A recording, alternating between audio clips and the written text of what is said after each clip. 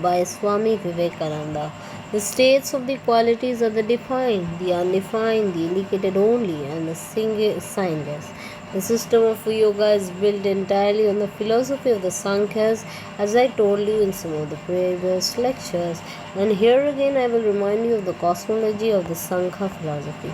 According to the Sankhyas, nature is both the material and efficient cause of this universe. In this nature, there are three sorts of materials: the sattva, the rajas, and the tamas. The tamas material is all that is dark, all that is ignorant and heavy, and the rajas is activity.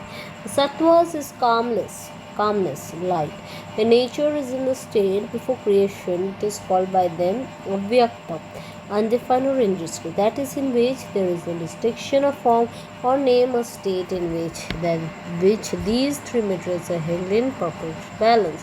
When the balance is disturbed, these different materials begin to mingle in various fashions, and the result in this universe.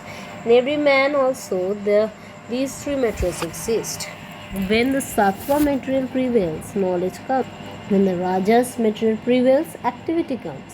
And when the tamas material prevails, darkness comes, and lassitude, idleness, ignorance. According to the Sankhya theory, the highest manifestation of this nature, consisting of these three materials, is what they call mahat, or intelligence, or universal intelligence, and each human mind is a part of that cosmic intelligence. Then out of mahat comes out the mind.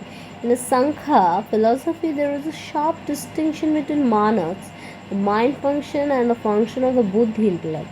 The mind function is simply to collect and carry impressions and present them to the buddhi, the individual mahat, and the buddhi determined upon it.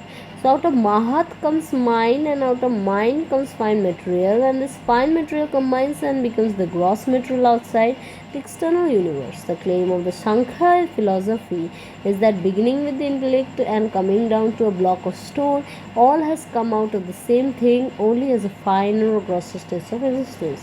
The buddhi is the finer state of existence of the materials, and then comes ahankara, egoism, and next to the mind comes fine materials, which they call tanmatras, which cannot be seen but which are inferred. These tanmatras combine and become gross, and finally produce this universe.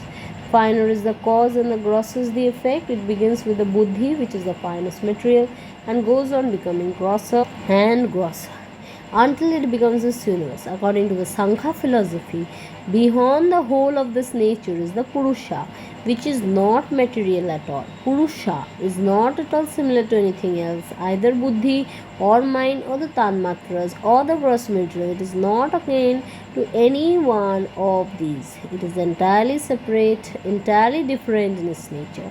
And from this, they argue that the Purusha must be immortal because it is not the result of combination. That which is not the result of combination cannot die.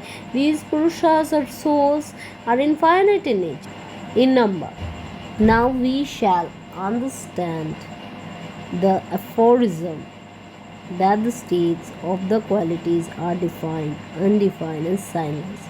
By the defined is what the meant the gross elements which we can sense.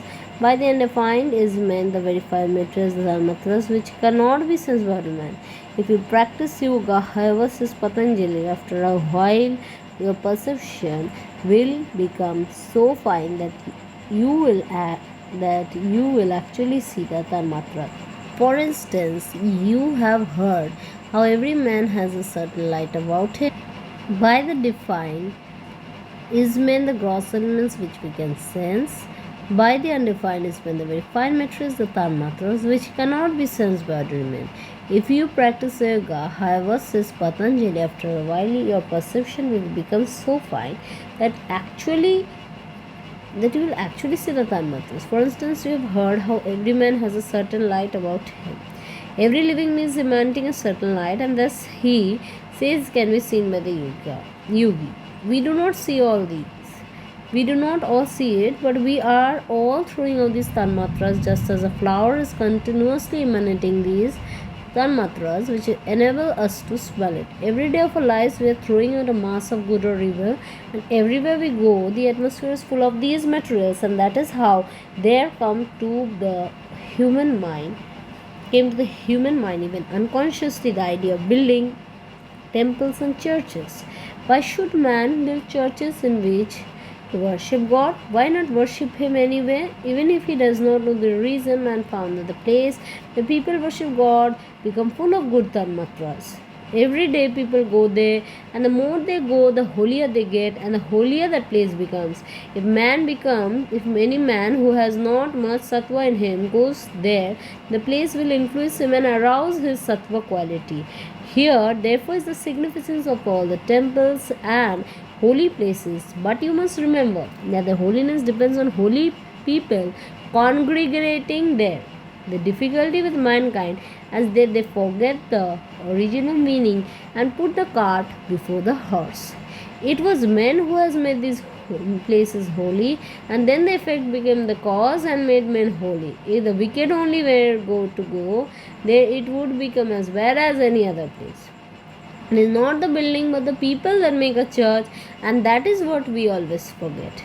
That is why sages and holy persons who have so much of the sattva quality are emanating so much of it around them and exerting a tremendous influence day and night on the surroundings. A man may become so pure that his purity will become tangible, as it were. The body has become pure, and in an intensely physical sense, no figurative idea, no poetical language, it emanates that purity wherever it goes. Whoever comes in contact with that man becomes pure. Next, the indicated only means the buddhi, the intellect. The indicated only is the first manifestation of nature. From it, all other manifestations proceed.